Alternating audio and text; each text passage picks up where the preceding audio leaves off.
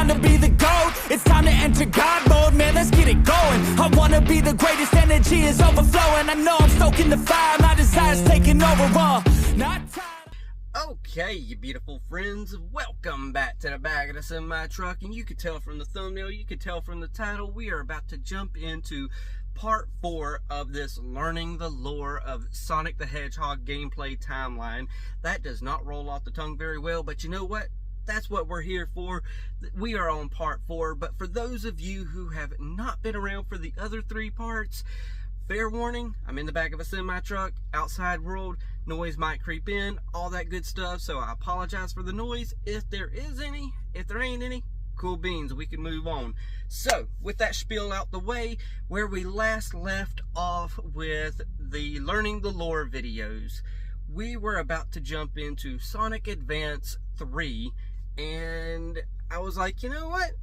I better not jump into this game because where I cut it off, it's not a good spot for it. So I went ahead. We're going to go back another minute and a half to what we were going to be watching and listening to and just jump into it from there. And I think that will cover the timeline that is the adventure era. Now, I've come accustomed to knowing that there's classic era, there's adventure era, and then there's modern era. But then I've also learned that it kind of varies from person to person with the eras, because I think there's also a dark era, or it's weird with the various different eras of Sonic. So I don't know exactly which era I'm in, but for right now, for me, I'm just going to say that this should cover the last part of the adventure era. So yeah. I don't really know what else to say. Well, I do know one thing. We are going from Jay's Reviews timeline. So, fair warning on anybody that doesn't like Jay's Reviews. I do leave a link down in the description if you want to go over to his channel, watch his, timeline without all my pausing and starting, all that good stuff. So, I do have that. And there is going to be a part 3 of his videos in general, but that video is only like 40 minutes long, so there's only 2 more parts to this for us. Now, I don't know about current era, because we do got the Sonic X Shadow game. I'll cross that bridge when we get to it. Let's jump into this. So, yep, that means we're about to learn the lore. 3, 2, 1, and play. Moving right along, we finally have reached Sonic Advance 3. This is another one of the earliest Sonic games I played, and it's still one of my favorites to this day. Removing the multiple character campaigns from previous Advance games, and instead doing one larger campaign where you pick what characters you want to play in teams of 2, getting to play as Sonic, Tails, Knuckles, Amy, and Cream. One character being the one you play as, and the other one being your support character who you can call upon for tag actions. Balls. Okay. I was about to take my headphones off for some reason. Whatever.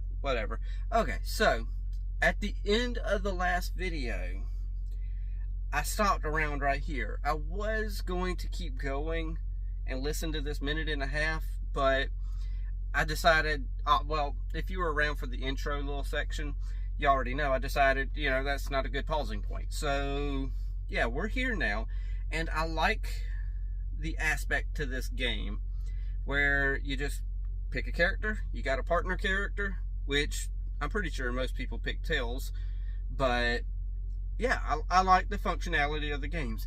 I'm learning that with Sonic games, there's a lot of innovation that was going on. Granted, with Sonic R, that's not a lot of innovation, but there is a lot of innovation going on with these games. I like, especially for like Game Boy, well, not Game Boy, but, well, Game Boy Advance, they had Sonic games for that.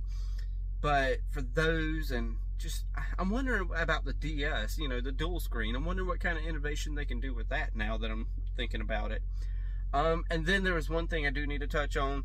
I think I switched the names of Cream and Vanilla in the previous video when I was giving afterthoughts.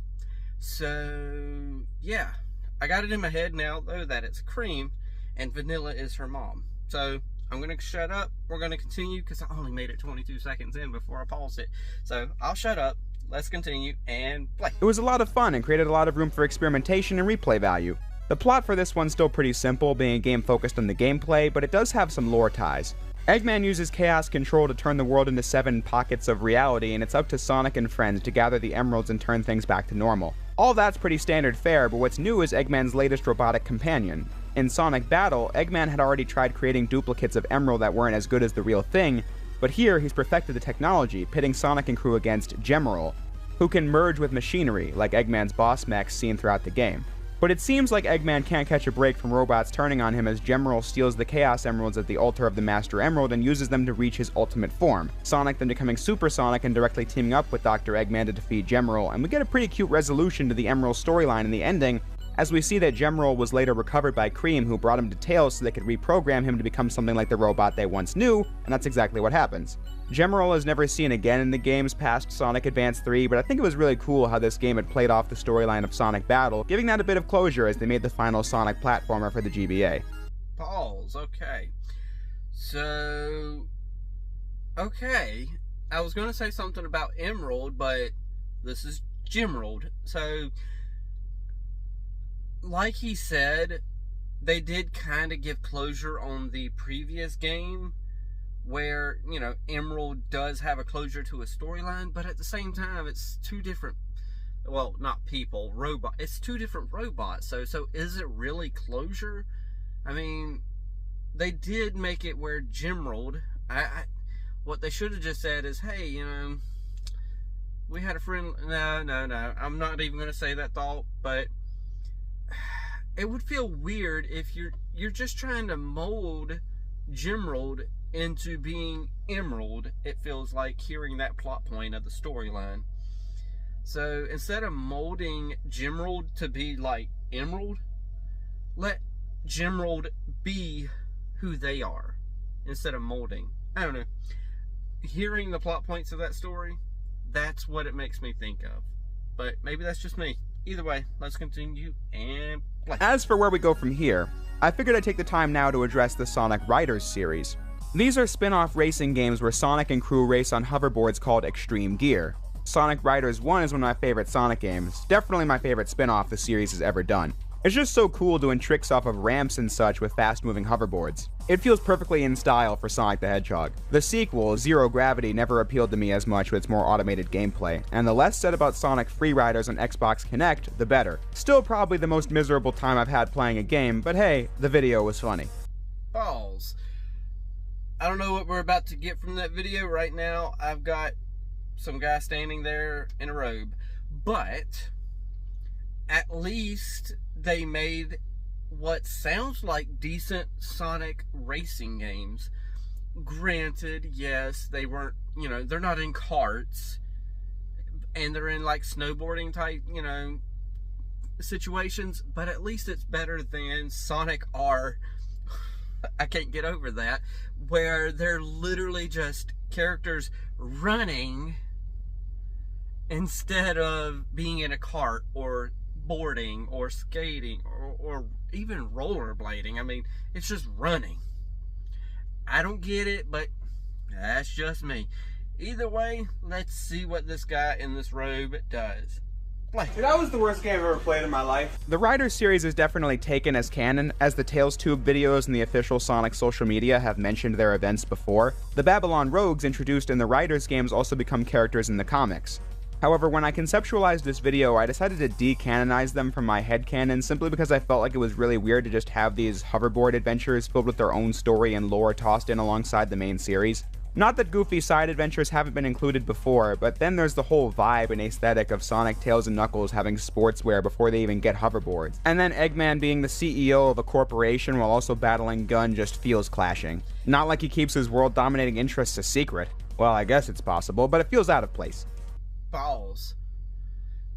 I think this will probably be where I can disagree with Jay's reviews and just say, look, you can have the Riders series be a part of the lore, but just let it kind of be in its own little pocket area to where those characters are still canon, those characters still have their story for Sonic, you know, in the Sonic world, but you don't have to just write them off just because it feels out of pocket. Eggman, honestly, it kind of feels in pocket for Eggman to be kind of like, yeah, I'm the leader of this corporation, and maybe it's just his new way of trying to take over the world. I mean, this will probably be the first time I completely disagree with him, unless he says something different, but I don't think he's going in the direction to say anything different other than what he's already said. So, yeah, in my head, my own head canon, yes, all that exists, but it's on the side. It's a side quest, pretty much. It's like, hey, you know, this happened over here. Remember that, y'all? Yeah, I remember that. Cool, let's move on. That's pretty much it. It's just a past event that was kind of insignificant, but it happened. I don't know. Either way, let's continue. And however, minor spoilers for a minor detail of Sonic Frontiers. Skip to this point to get past it. The Babylonians are mentioned by name in a text blurb from Eggman and Frontiers, canonizing the writers' games officially. Well, the first two at least. It seems Sega has also disowned Free Riders since it doesn't get a chapter in the Encyclopedia. While I'm here, I might as well mention that Frontiers also canonizes Tangle from the IDW comics as well, and even states that Styx the Badger from the Sonic Boom universe does exist in the Prime universe. Frontiers also mentions things I've discussed in this video, like how Eggman did indeed begin calling himself that out of spite for Sonic, and how he never knew Maria. But I was talking about Sonic Riders. I couldn't work it in if I wanted to, since the timeline animation you've been seeing was made months ago before this revelation. So now my stance on Riders is that it is canon, I guess, but you can place it wherever you see fit, since I don't have room to work it into mine. So now for what is next. Pause. Okay, so he ended up doing what I wanted him to do, and now I agree with him. You fit it in where you want to fit it in. It's a past event. It could have happened whenever the heck you wanted it to. Whatever. He could have just said that to begin with, and that would have saved us like a whole minute right there. But, you know, hey, it is what it is. Oh, by the way, if you want, I know I say this in previous videos, but if you wonder why I always do the, you know, pause and play when my hand is roughly, well, I don't know if anyone's looking up here in the top corner, but when my hand is jerking up like that, it gives me a good indication of where I need to pause and start, you know, when I'm doing these videos, calls. I don't do screen recording and all that stuff like everybody else. I have to actually physically go in and pause, move, all that stuff to do these videos. This is a new venture for me. I don't, you know, it's different editing for me, but that's what I want to do. I want to learn how to edit a little bit differently and stuff like that. So either way, let's continue and play. Sonic the Hedgehog released in the PlayStation 3 and Xbox 360 in 2006. This game is always referred to by fans, and at this point officially by Sega, as Sonic 06, and that's what we shall call it for the rest of the video. Now, many people are probably thinking, what the? 06? Isn't that supposed to be a reboot that failed? Well, not quite. I believe that idea is a misunderstanding of something Yuji Naka said when promoting the game. He likened their intention to Batman Begins and Spider-Man 2. Batman Begins obviously being a reboot of the film continuity, which is why I think people thought their intentions were to wipe the slate clean. But he also mentioned Spider-Man 2, which is a sequel. So what he meant was that he wanted the first Sonic game on next-gen hardware to be a big, spectacular blockbuster. Of course, this didn't go as intended. Sonic 06 is one of the most infamous video games of all time, as it was released in a thoroughly unfinished state with bugs and frustrating gameplay galore. It's quite tragic, honestly. This game wanted to do something big and delivered upon none of it thanks to its rushed development and mismanagement, forever tarnishing the reputation of Sonic Team and the Sonic franchise as a whole. However, what is the story, and how does it fit into the larger series? Well, Sonic 06 is a time travel plot with 3 character campaigns, meaning it won't be easy to explain, but I'll do my best, as if this video wasn't long enough already. Pause. I need to let this video actually play a little longer and then pause, you know, kind of, because I like to kind of keep these compressed down to about an hour long. But, okay, so this Sonic 06, from what I'm getting, is a time travel game. Oh my gosh. There is so much freaking lore to this game. I don't think there's more lore to this game than there is to, like, Zelda and stuff like that, which, that might be a series that we need to do around here after we get finished with Sonic, because I know I'm going off on a rabbit trail here, but what I want to do with this Learning the Lore series is I want to be doing an animated show alongside a video game series. I don't know fully if I'm going to do this, but I want video game series lore as well as animated shows, because this is an animated, you know, or at least it was a animated reaction channel. I still do reactions, but not quite as many. I'm going off on a big rabbit trail, so back to this. Sonic 06. Time travel? What the frick? Honestly. Just, what the heck? Either way, let's continue. Play. Sonic 06 is split into 3 campaigns, one for Sonic, another for Shadow, and then for the newcomer, Silver the Hedgehog.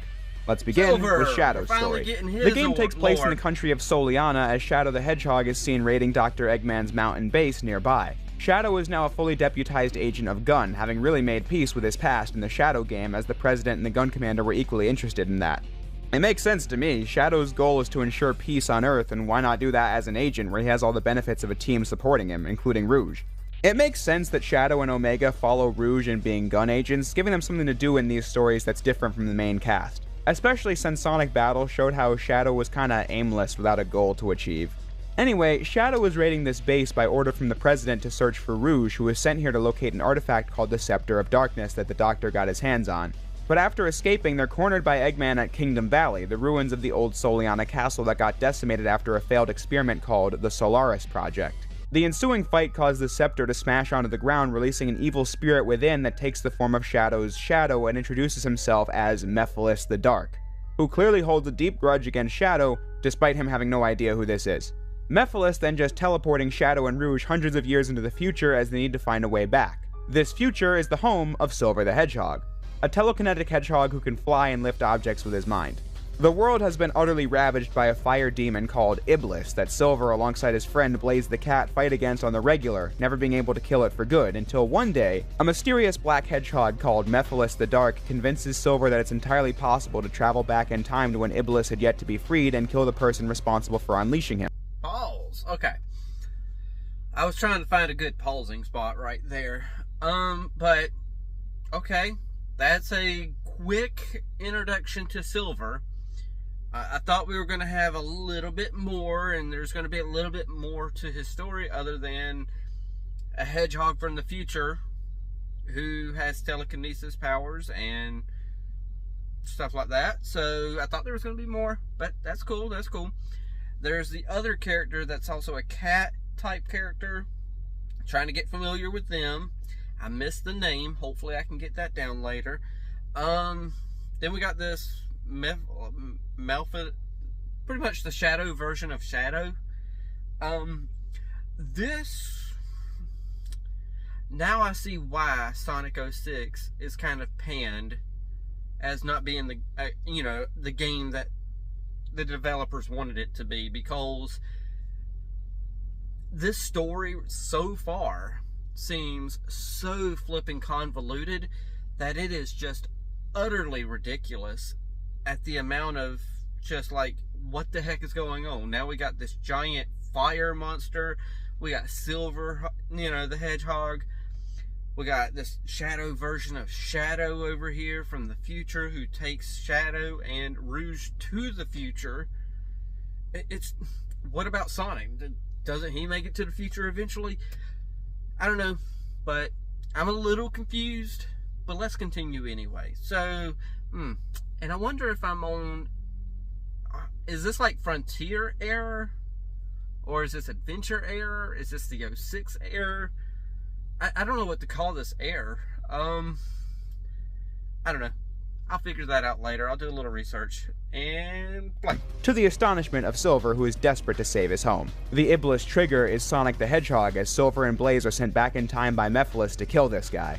Beginning Sonic's story, where he has traveled to Soliana to enjoy the Festival of the Sun, run by the current monarch of Soliana, Princess Elise III, until Dr. Eggman arrives to capture the princess and unlock the secrets of the Flames of Disaster. until Sonic jumps in to save the day, eventually running into Silver, who tries to kill Sonic, but he's saved by Amy, who met and befriended Silver before seeing him trying to murder Sonic, giving Silver pause for thought on whether or not he's doing the right thing here. Sonic's whole campaign being a wild goose chase of Sonic rescuing the princess only for her to get recaptured and re-rescued repeatedly as he comes to learn of the fact that Eggman is after Elise because of something related to the Solaris Project failure, trying to recreate the experiment himself to control time, which is tested on Team Sonic, sending them hundreds of years into the future where Shadow and Rouge are currently trapped, as the 5 of them team up to find 2 Chaos Emeralds and escape this doomed future. Shadow remarked that the sensation of time travel felt like chaos control, and that they could try using that to find a way back home. Along the way, Shadow and Rouge run into a busted-up, run-down Omega, unable to bring him back online, and thus leaving him behind for the time being. Pause.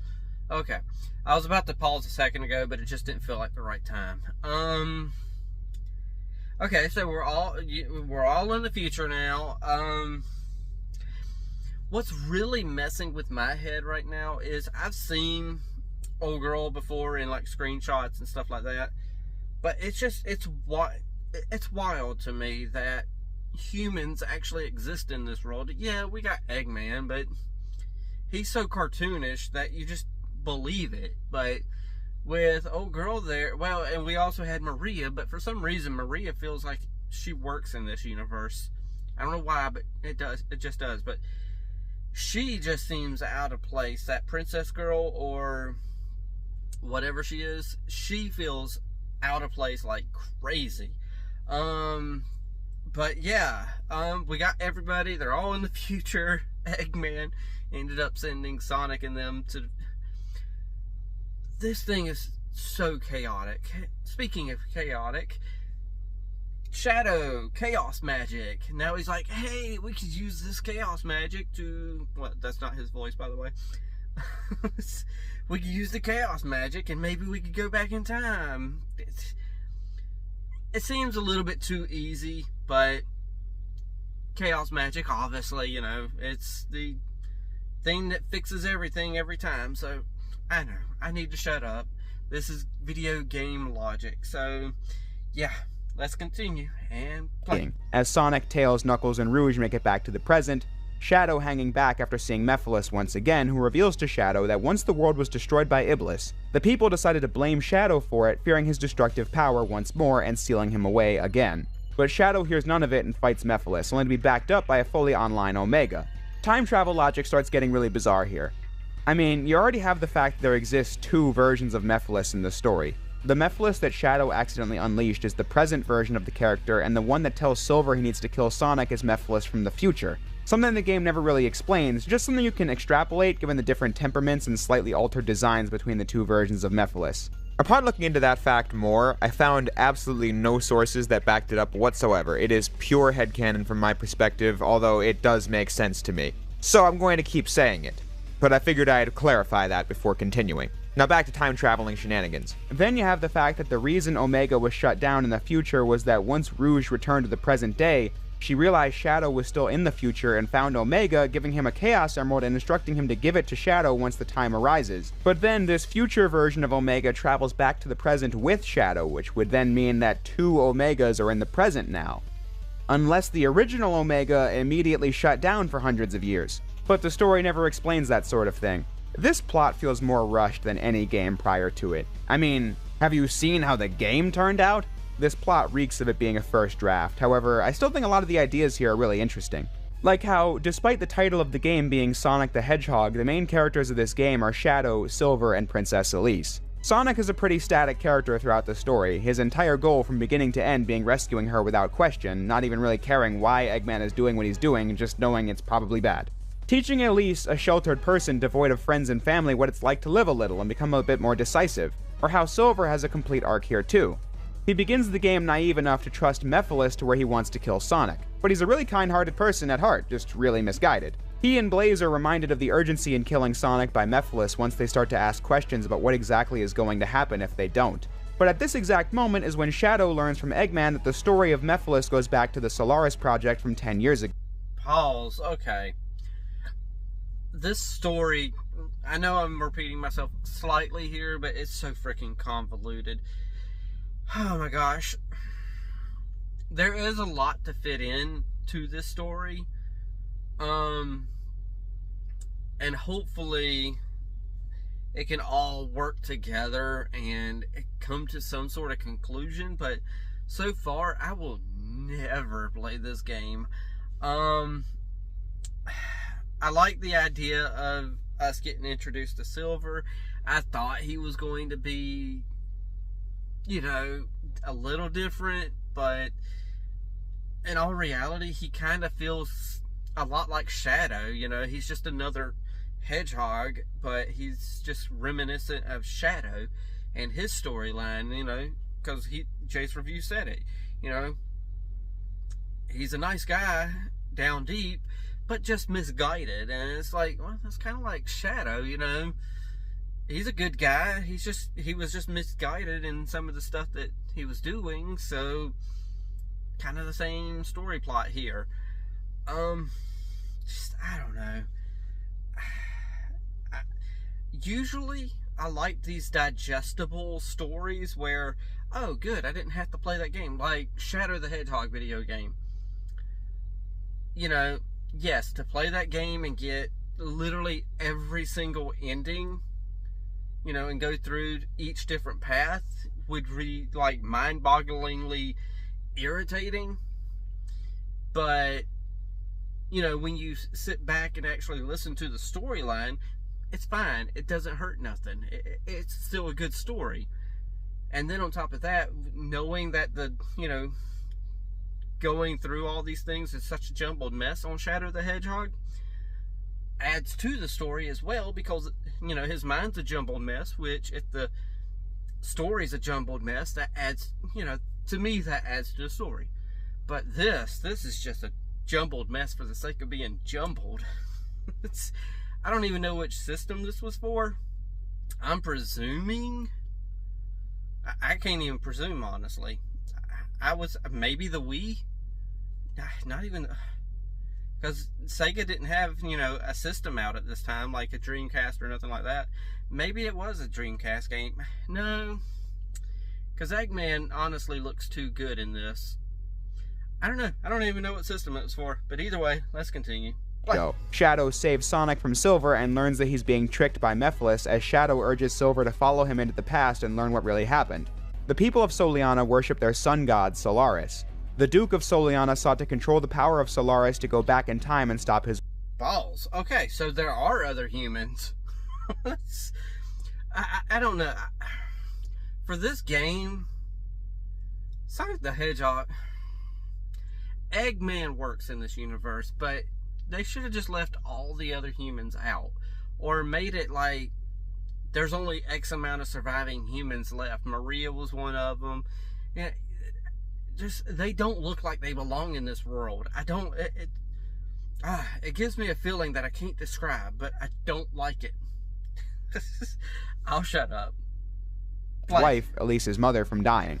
Something that can't be done by conventional time travel, clearly, as going forward and backwards through time with chaos control can't actually alter the natural course of events. Case in point, Shadow and Silver traveling back to this moment to witness the experiment's failure, killing the researchers and mortally wounding the Duke as he was protecting Elise from the blast. The failure of the experiment splits Solaris into two pieces. The mind becomes the Black Shadow, Mephiles, and the power of Solaris becomes the Flames of Disaster, Iblis. The Duke gives Shadow the Scepter of Darkness, which he uses to seal Mephiles away. This being the moment that Mephiles met Shadow, and why he has a vendetta against him earlier in the story when Shadow had never heard of him before. Silver tracks down Iblis and sees the Duke seal it inside of Elise, and for whatever reason, Iblis will be released if Elise ever cries. Hence why she's so emotionally shut down at the start of Sonic's story. Dr. Eggman knows Iblis resides in Elise, but just doesn't know how to Pause? Interesting story bit. But sorry about that noise. I was shutting the little table here. Interesting story bit, but holy crap. Won't be awakened until she cries.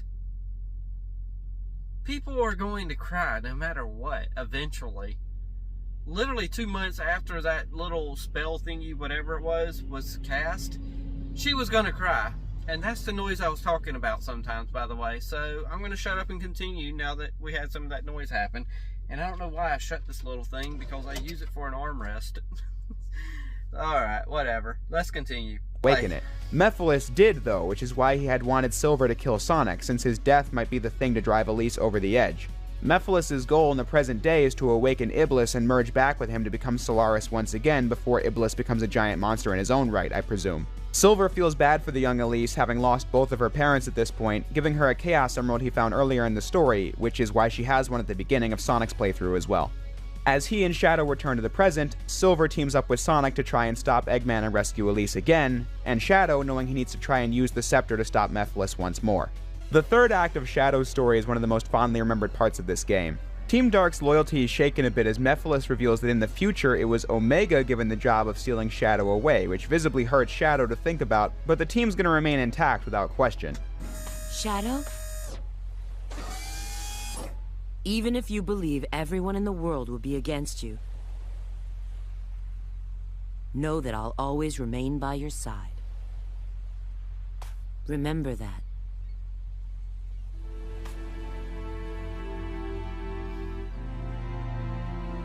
I will.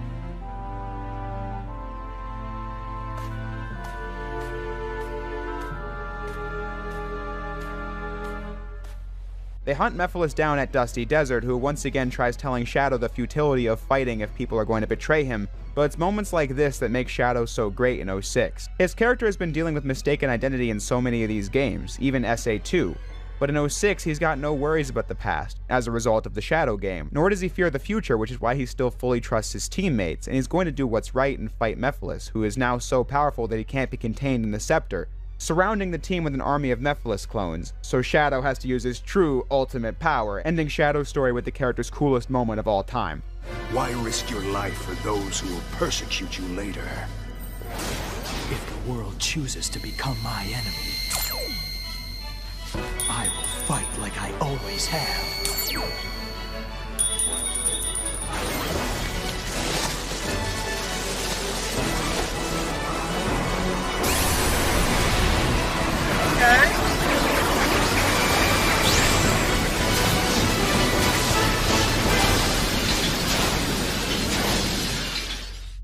But that's not to say the other characters don't have cool moments to cap off their stories. Sonic and Silver fail to save Elise as she and Eggman die on board the new egg carrier as it inexplicably crashes. Sonic realizes that he can go back in time once more, just a little bit, to undo it. Sonic raiding the lab Eggman's occupying where the experiment went wrong 10 years ago and boards the egg carrier before it takes off, and defeats the Doctor, saving the day, probably his coolest moments in the game as he's pretty no-nonsense in the last string of cutscenes.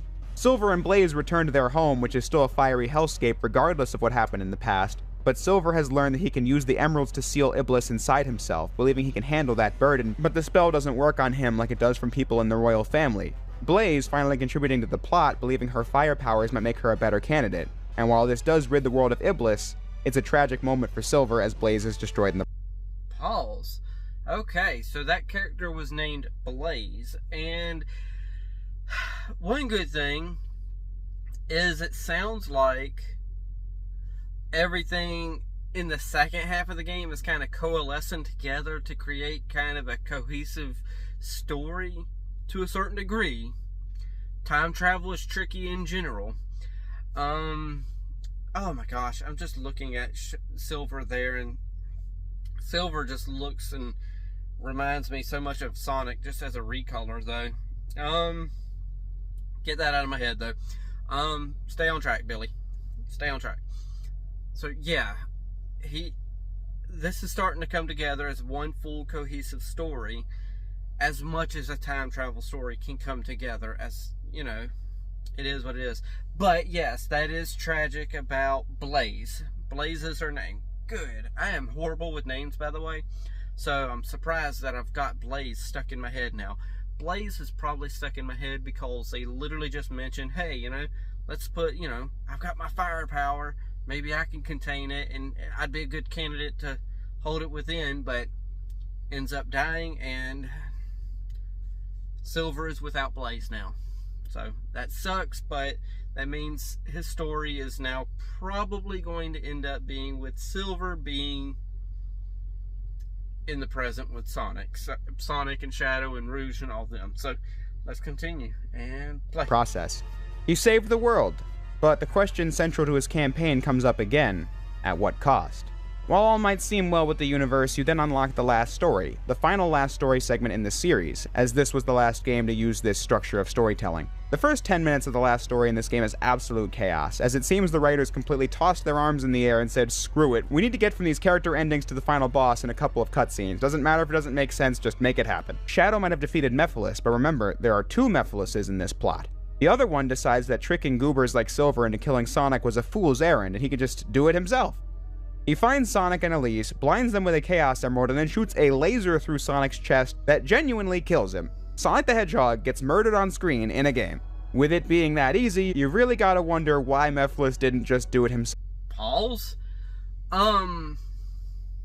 Granted, yes, I know Sonic's gonna come back. This is a time travel movie after all. Not a movie, but a time travel video game. But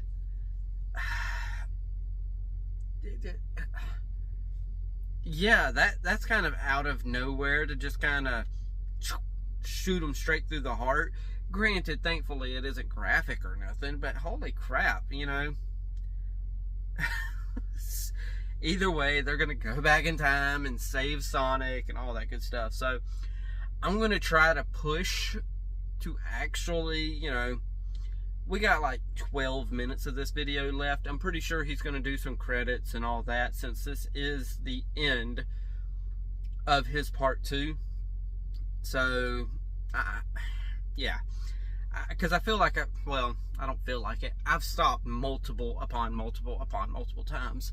But this is a commentary video, so it's expected. If you want to watch it without all my pausing, y'all know the drill. Jump down to the description, go watch his video over there, and you don't have to worry about the pausing. Either way, let's continue. Before. Perhaps Elise and Sonic didn't have the proper bond earlier and he just wanted Silver to ramp up the stakes for him. I have no idea. The story never says. But regardless, Elise cries over Sonic's death and Iblis is released. But things really go off the rails as Mephiles then just warps all 7 emeralds to his location when he spent all of Shadow's story looking for emeralds. Like, what was he waiting for? Mephiles uses the emeralds to fuse with Iblis and becomes Solaris again, destroying all of time-space in the process, as each of the surviving characters are gathered in this time-space rift as they react to the news of Sonic's death. Everyone, including Shadow, just thinks, yeah, we're kinda screwed, until Silver declares they've gotta try something. They've got to travel into what's left of the world as it's being torn apart by Solaris to gather the emeralds and bring Sonic back to life. Beginning the final stage, End of the World, where you play bits of the earlier levels, only now on the brink of total time-space collapse. After that, you get the most infamous moment in Sonic history where they resolve the plotline where Elise is in love with Sonic, I guess, by kissing him back to life with the power of the emeralds. Shame too, because besides that entire angle of the story, this is a pretty cool cutscene. Sonic is revived as Super Sonic, and without words, he gives that power to Shadow, who becomes Super Shadow once more, and also Silver, the first and only appearance of Super Silver as the Super Trio battles Solaris at every end of the time-space continuum. I think this final boss wins the award for my favorite in the entire series. The stakes have never been this ludicrously high in the Sonic series, and they use every tool at their disposal to make this a cool moment. Like how the first phase of the fight has this more quiet, haunting music in the background, but then in phase 2, when the heroes get the upper hand, they don't just play a vocal theme like they did in the previous games. You get a full instrumental arrangement of Sonic's theme, His World, in the background, and it's absolutely one of the best tracks in the series.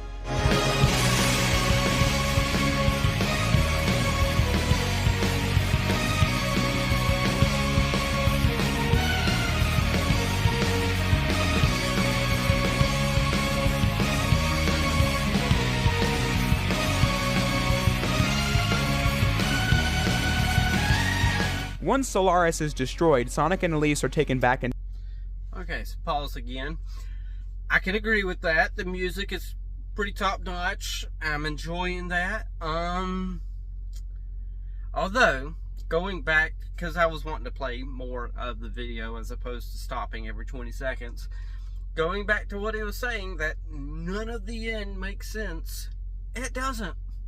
This is back to being a convoluted mess. Horrible, honestly. Convoluted and horrible. But I'm here for the lore, so we've got the name that I can't pronounce for the, not Maleficent, but whatever the other version of Shadow is. So, holy crap.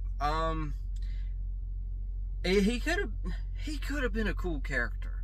You know, an evil version of Shadow, which Shadow was supposed to be an evil version of Sonic, but now he could have been so much better. But he could have actually been evil instead of what Shadow is being good but misguided. But this could have just been so much potential, but didn't come to fruition, and this is what it is, a convoluted mess. Either way, here for the lore, right? Let's continue and play. Time once more, back to when Solaris was merely a flame, one that the Duke planned to use to alter time like I mentioned earlier. The world is irrevocably messed up after Solaris just destroyed time and space, so their only recourse is to blow out the flame of Solaris before the experiment ever took place. Elise doesn't want to because throughout this whole adventure she's learned what it's like to have fun and enjoy things, but Sonic, consistent with his whole philosophy in the game, encourages her to do it because it's the right thing. Sad that history will be changed forever, but glad the time that was spent happened at all. After she blows out the flame, history is changed forever. The ending begins at the Festival of the Sun that Sonic's campaign started on. Only Dr. Eggman doesn't arrive to wreak havoc because the Solaris project never happened. Sonic is here just seeing the sights, but the entire adventure just never happened. Although Elise gets a sense of familiarity as Sonic blasts by. Ending the game on a positive but sad note, as all the major characters went through a really major arc, but it has been undone to stop Solaris from destroying the world, or being misused in the first place. Now, with that long-winded explanation wrapped up, you might wonder, what does that mean for Sonic 06's spot on the Sonic timeline? I mean, the plot of the game never happening would mean that it's not canon. Pause. I know he's going to answer the question, but just because they went back in time and kind of reverted everything into the point where, you know, the events of the game didn't happen, that does not mean... See, I like the end of it. I really like that end of it. Granted, for me to not have played the game, but know the story, I like the story. Or at least the end of the story where, you know, not the twist, but I like the end of the story where they end up blowing the candle out and nothing of the whole game took place. But the aspect that did take place was that, wait. No. Actually, now that I'm slowing down to think about it, now I don't like it. Because, see, in my head I was thinking, okay, everything in their head still took place. You know, they still experienced all this. But no, if they blew the candle out and none of the experiment took place, or the project took place, or nothing like that, that means none of them experienced all of this stuff that's happened. That means they never met Silver. They never met Blaze. But maybe that means Blaze is still around in the future, though. So yeah, all the arc never happened. Never happened for nobody. So yeah, the whole game was for nothing. The whole story was for nothing. I mean, yeah, us as the viewers and, you know, the people playing the game, yeah, it happened for us. But for them, it just didn't even happen for them. I like the thought of the ending, but when you slow down long enough to think about it, it's like, no, that kind of sucks. You should have at least had it where one person actually had some growth in there. Whatever. Let's continue. Right? Well, no. Sonic Generations, a later game, confirms it exists in the multiverse, if that's what you want to call it. But even looking at the logic of 06, the story of the game is not completely erased. What happened is that they created an alternate timeline. Timeline A, as we'll call it, goes from Sonic Advance 3 into Sonic 06, because the Solaris project happened and failed. Pause.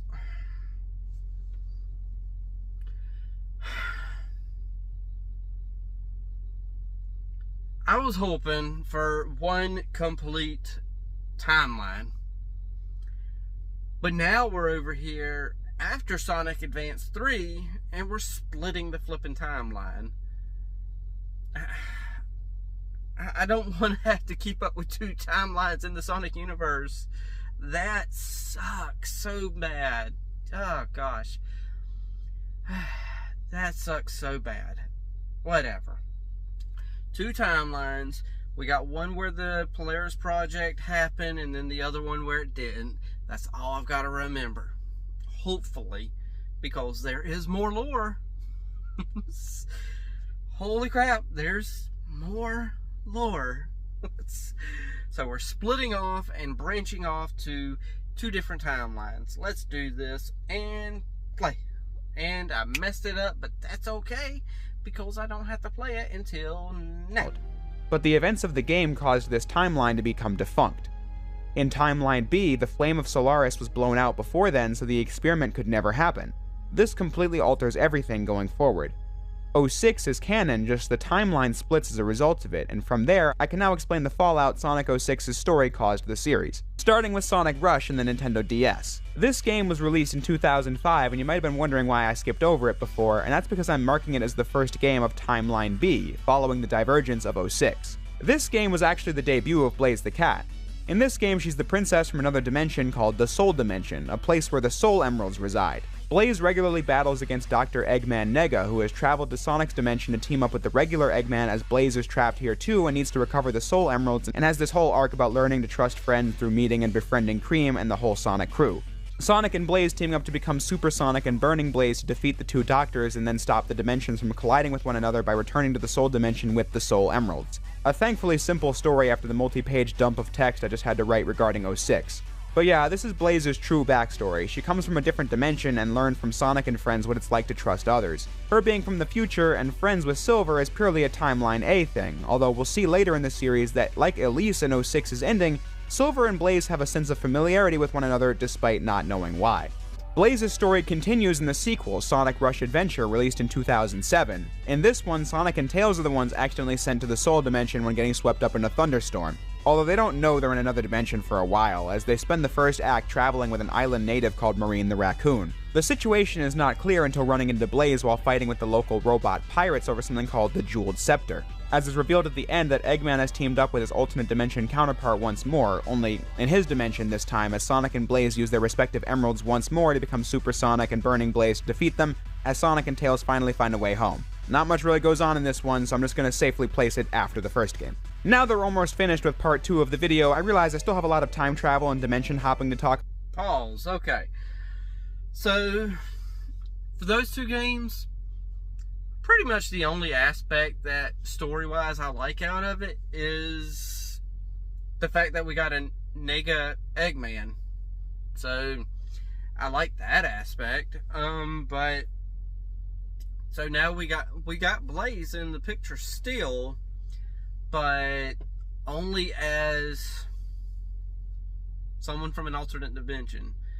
See, that's really convoluting everything now, and I don't know how I'm feeling about this, because I thought we were going to go with 2 different timelines, but in the one timeline, Blaze and Silver are part of the future, but in this, she's a part of a different dimension. You kind of... Does that make sense to me? Not necessarily, unless you found a way to kind of say that Blaze came to this dimension and stayed in the future with Silver, because I've seen that Silver was in that game. So is that saying that Silver's in a different dimension too? I don't know. I'm gonna let him continue, and because he said there was more time travel shenanigans, you know, at foot here, so I'm gonna shut up. We're gonna continue this because we got 7 minutes left, and I'm gonna try to push and not pause quite so often, but maybe every minute or so. I don't know. Let's try to push a little to get further into it though, and play. So before we get into that, I figured I'd discuss Sonic and the Secret Rings, a game that was released on the Nintendo Wii in 2007. This one was developed by Sonic Team and released close to the launch of the console, as porting Sonic 06 would take more effort than putting minimal resources into making a new game. So that's how this game was born, and another factor in why 06 turned out the way it did. Secret Rings was an entirely self-contained adventure, although it was confirmed canon in Sonic Generations, but that's neither here nor there. The plot of Secret Rings is that, apparently, Sonic owns books at his house. The biggest plot twist in the game, if you ask me.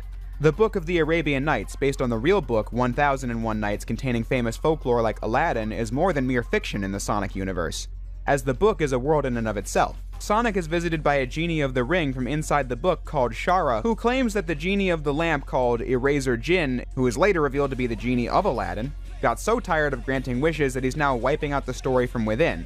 So she enlists the help of Sonic to save the story.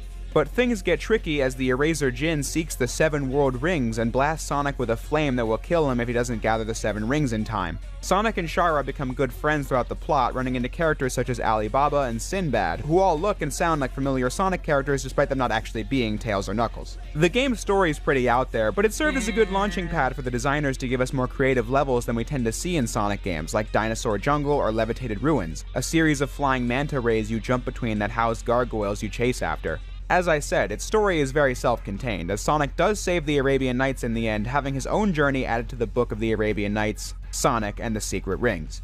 A self-contained story isn't a problem by any means. I think this game houses some really cool moments, like how Eraser Jinn and Sonic bounce off each other in entertaining fashion, building up the boss fights well. The Eraser Jinn being a really hammy villain that keeps calling Sonic a rat throughout the story, to the Hedgehog's adamant protest. The final moment between the two being one of my favorite moments for Sonic's character as he gets control of the lamp that can steal Eraser for good. I cannot be denied by that filthy rat! Why? Pause. Okay. For me, listening to this story, Sonic and the 7 Rings,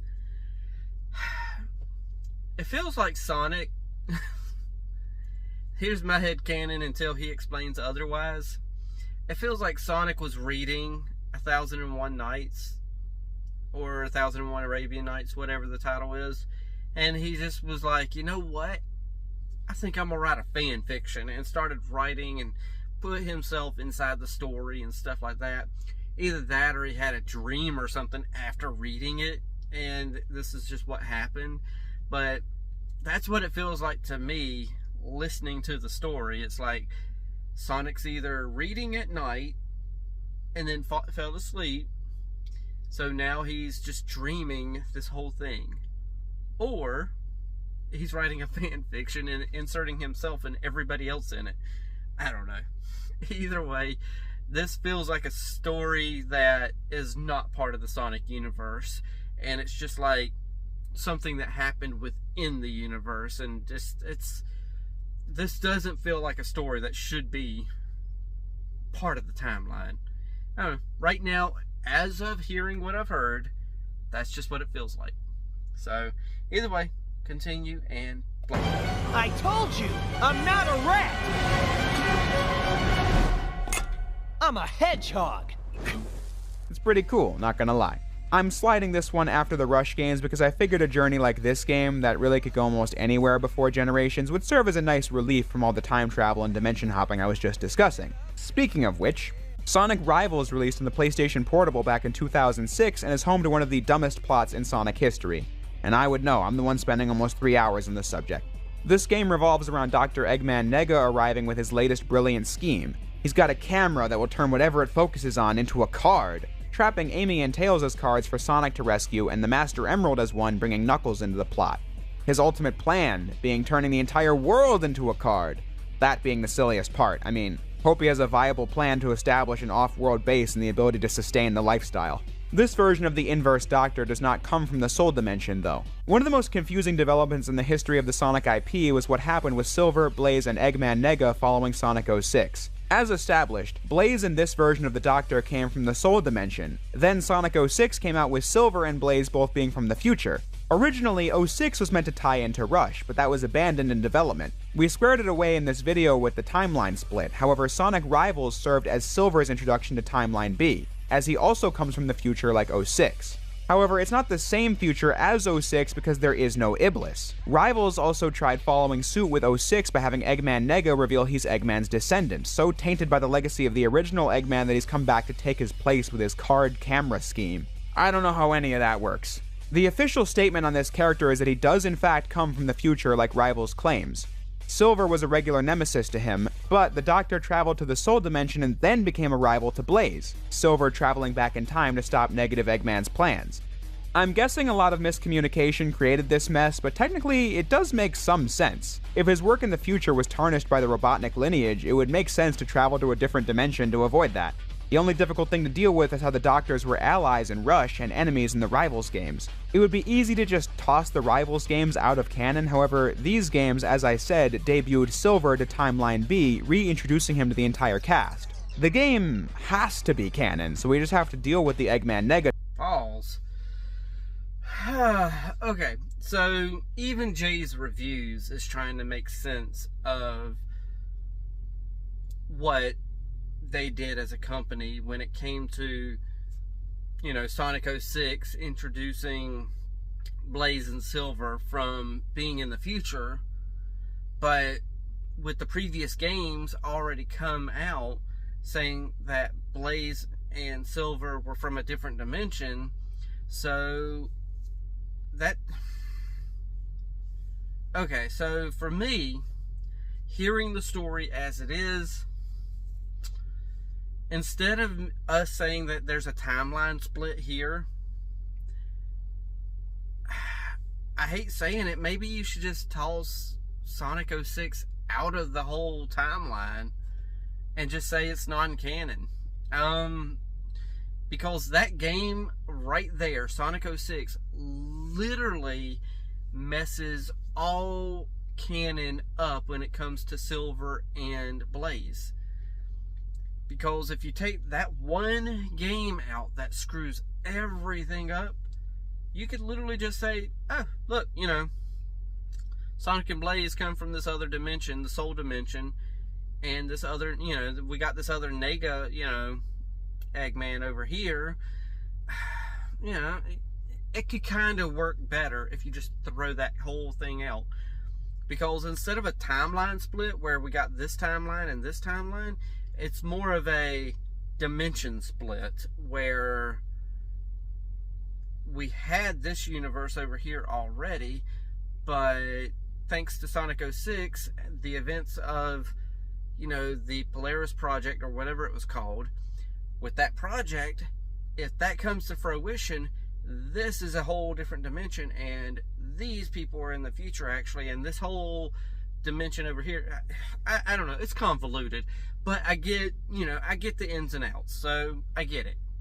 We're going to continue because we only got like 2.5 minutes left anyway, so I'll probably pause one more time and get some quick afterthoughts. Either way, let's continue and play. Debacle. I don't know, maybe he thought teaming up with his great-great-great-granddad would be effective, but when that failed, he just decided to burn everything to the ground. I can't devote more energy to the plot of Rivals, as this is complete rubbish. These games being the guiltiest of that, every character must fight each other for no reason. Hold on a second, jump cut. What happened was I messed stuff up on here, blah blah blah. Either way, let's continue and play. He just decided to burn everything to the ground. I can't devote more energy to the plot of Rivals, as this is complete rubbish. These games being the guiltiest of that every character must fight each other for no reason trope in this series, but it's relevant due to Silver's meeting Sonic and friends again. So we're slapping this game after Secret Rings. And then you get Rivals 2, which is also a big adventure of Eggman Nega being up to no good, trying to awaken the Ifrit monster in the future by collecting Chao in the present day, as Silver has returned once more to save them, teaming up with Espio from the Chaotix to achieve that goal. Shadow is informed of this by the real Eggman, who uses Metal Sonic as his vessel to deliver messages to Shadow. Sonic and Tails try to stop Eggman, having no idea that it's actually Eggman Nega in disguise. Knuckles and Rouge teaming up to track down Emeralds, also not knowing the Eggman ruse. That's a thing in both games. Shadow and Silver know what's actually going on, while Sonic and Knuckles don't. Rivals 2 isn't anywhere near as nonsensical as the first game, even though the writing is still pretty poor since the game has to contrive reasons for characters to race each other in almost every stage. The funniest part of the entire game being this part where Knuckles and Silver have an entirely normal and level-headed conversation, unlike the immediate jump to fighting and all the rest of the cutscenes. Silver, what are you doing here? Hey, what's with getting in my face? I need those Chao. It's important that I have them. Now move aside. Help yourself. I need to collect some rings to fuel this emerald detector. Okay. Thanks. Pause. Okay, so they refer to chaos as Chao? C-H-A-O? Chao? I don't know. I'm just reading that now and then hearing him say the word chow, which I guess with it not having the S on the end, I guess that's how you pronounce it. C-H-A-O. I don't know. With how convoluted it came to be with all this stupid dimension stuff. Okay, so I'm gonna go ahead in my head and think, okay, Silver and Blaze, they're in the future but in a different dimension. Okay, I got it. Okay, cool. That's where we're going with it. And place. I also unironically like the scene in Shadow's story where Metal Sonic almost destroys himself to reveal he has a Chaos Emerald inside him that Shadow can use to return to the present day. I like it because it does show that Metal Sonic does still have some free will left. When Rivals 1 and 2 both go to show that Metal Sonic, after his rebellion in Sonic Heroes, became more lifeless than ever. Just a robot that the Doctor tosses at Sonic as cannon fodder, or to be his eyes and ears like in this game. But in all campaigns, the day is saved and all is right in the universe, placing this game after Sonic Rivals 1 in the timeline, as things become much different for the series starting with the next game. With that said, part 2 of the video is now wrapped up. Really cannot say I was expecting this to go well over the hour mark, but here we are. I don't regret it though, as I'm still having fun working on this, although that's me saying that in the writing phase before I have to edit this mega video that I thought was going to be a quick easy 30 minutes, 40 minutes tops. We still kind of ended on a bit of a limp note for part 2, like part 1, but rest assured, part 3 will come next week where we shall discuss all the remaining games from Sonic Unleashed all the way up to Sonic Frontiers, so I hope everyone looks forward to that. In the meantime, I'll say what I always do. The screens Thank you all for watching, and I'll see you next time. That is pretty much it, and holy crap. The end of this was such a convoluted mess.